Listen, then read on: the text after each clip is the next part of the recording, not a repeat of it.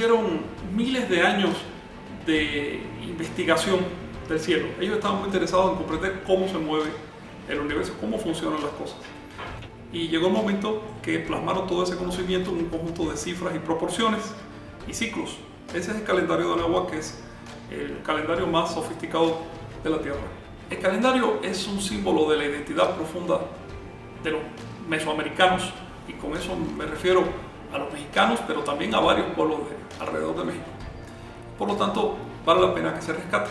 Pero además, al comprobar que los antiguos moradores de este país llegaron a alturas intelectuales tremendas, alturas que ni siquiera ha alcanzado todavía nuestra civilización, uno siente humildad. Por lo tanto, es importante estudiar estas cosas, darse cuenta de que no estamos en el centro de la historia, de que no somos la cúspide de un proceso de civilización, sino de que otros pueblos anteriores a nosotros también han llegado a sus realizaciones. En el México antiguo hubo un solo calendario. Este calendario, como te dije, lo inventaron los olmecas. Así que decirle calendario maya o calendario azteca es una impropiedad.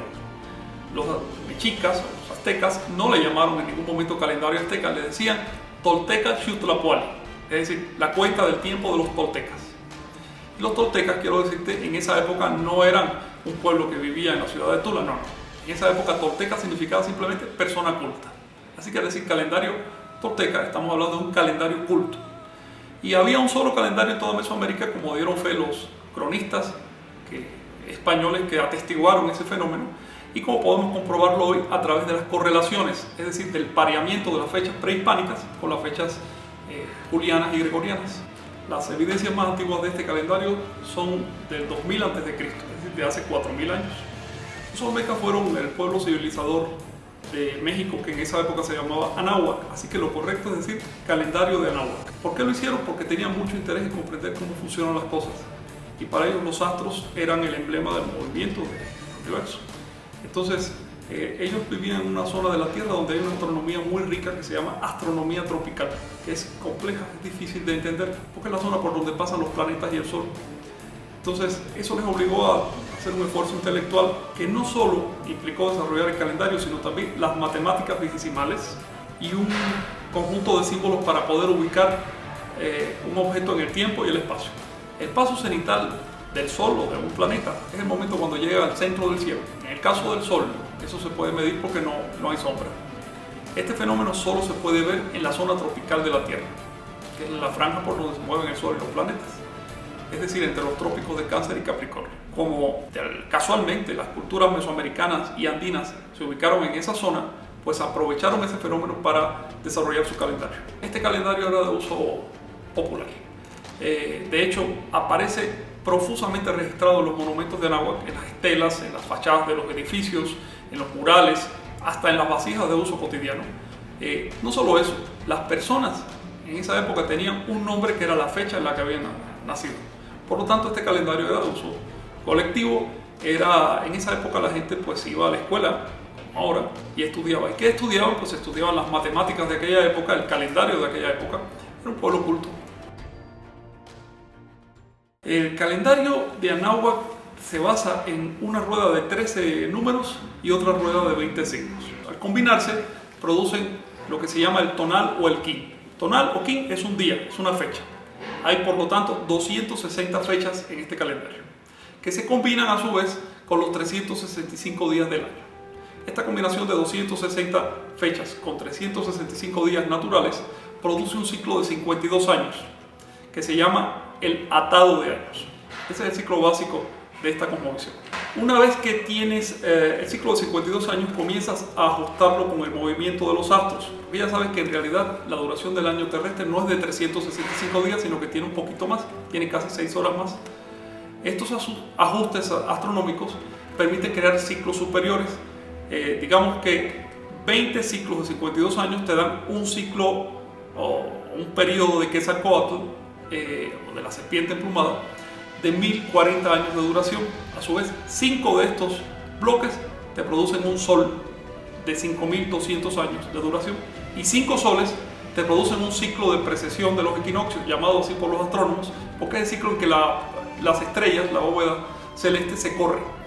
Ese ciclo mide 26.000 años. Una vez al año, cuando las Pléyades ascendían al centro del cielo, cosa que está ocurriendo en la actualidad el 19 de noviembre, encendían un gran fuego en señal de renovación de las cosas. A ese fuego arrojaban pues las imágenes del culto, arrojaban los libros sagrados, los trajes sacerdotales, en señal de desapego. Es decir, esa institución del fuego nuevo estaba diseñada para impedir la idolatría. Cada 52 años hacían un fuego nuevo superior, mucho más grande, y ahí reformaban los edificios. Podemos ver por ejemplo, en el Templo Mayor de México, varias etapas de renovación cada 52 años. Esto se hacía para que la gente no se sintiera demasiado pegada al edificio, para generar un sentido de que el objeto es un medio para llegar a la verdad, pero no es un fin. La Piedra del Sol recoge los principales ciclos.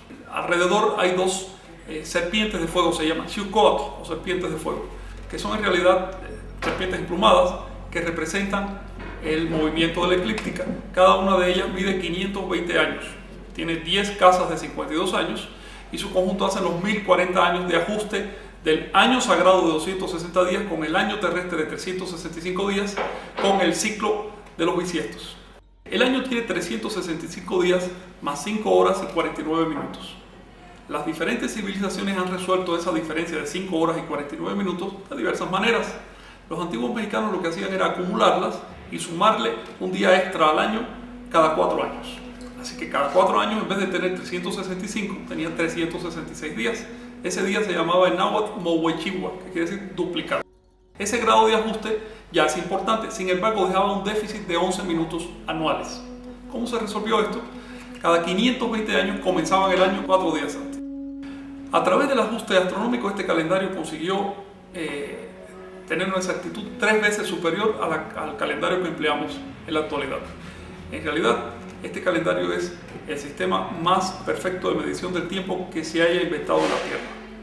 Para que este calendario se desfase en un día con respecto al movimiento de los astros, tienen que pasar más de 9000 años. En cambio, nuestro calendario se desfasa en un día cada 3200 años. Otros calendarios de la Tierra, como por ejemplo el musulmán, se desfasa en un día cada 2500 años. El calendario de los griegos y los egipcios y los hebreos solo tenían una exactitud de un día cada 300 años. Entonces estamos hablando de un calendario realmente sofisticado. Un calendario es un mecanismo creado para tratar de entender el movimiento del cielo. Por muy exacto que sea un calendario, siempre hay una diferencia con respecto al movimiento real de los astros, porque estos movimientos no se dan en días enteros, sino en fracciones de días, y a veces en fracciones muy pequeñas. De manera que todo calendario creado por el ser humano, tarde o temprano, comienza a desajustarse con respecto al movimiento de los astros. La exactitud de un calendario se mide por el tiempo que le toma en desajustarse en un solo día. Si ese tiempo lo tomamos como indicador de la memoria histórica de un pueblo, entonces estamos diciendo que la memoria histórica de los antiguos mexicanos era de 9000 años. A diferencia de nosotros en la actualidad, que usamos telescopios para investigar el universo, los mesoamericanos usaron sus edificios a manera de instrumentos astronómicos. Una muestra de este uso es la pirámide mayor de Chichén Itzá. Está también orientada con respecto a los puntos cardinales que 2 veces al año, en los equinoccios, hay un efecto de luz y sombra por el paso del sol que da la impresión de que baja una serpiente emplumada y luego vuelve a subir. Este diseño de los edificios y de los monumentos mesoamericanos se recoge dentro de una disciplina científica que se llama arqueoastronomía. Venus era el emblema de la serpiente emplumada. Ahora, ¿qué representa la serpiente emplumada? Ese es el nombre que le dieron al Ser Supremo. La serpiente quiere decir lo que se arrastra, lo que va por debajo, por lo tanto la materia, lo que está sometido a la fuerza de gravedad. En cambio, el Quetzal, o la pluma, el ave, significa lo que se libera, lo que sube, el espíritu. Así que serpiente emplumada es un nombre que recoge la totalidad de lo que hay en el universo, la materia y la energía. En otras palabras, los cuerpos físicos y la conciencia. Luego, es un nombre divino, pero también es un nombre que nos inspira a un ejercicio, el ejercicio de trascender las limitaciones materiales para descubrir nuestro potencial espiritual. Los movimientos de Venus estaban relacionados con el mito de la serpiente emplumada, dicho en náhuatl Quetzalcóatl, en maya Kukulcán. Venus tiene un movimiento muy especial en el cielo, porque a veces aparece y otras veces se oculta y es como si se hubiera muerto y vuelve a resucitar. Entonces, eso aplicaba al mito de la muerte y resurrección de la serpiente emplumada.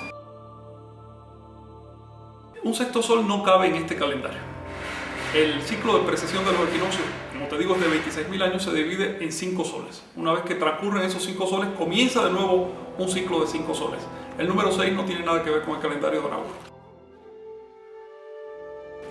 Por ahí circula la creencia de que este calendario está a punto de acabar ahora en el año 2012. Eso no es cierto. Este calendario tiene ciclos enormes, tan grandes que la duración del universo cabe en esos ciclos trillones de veces.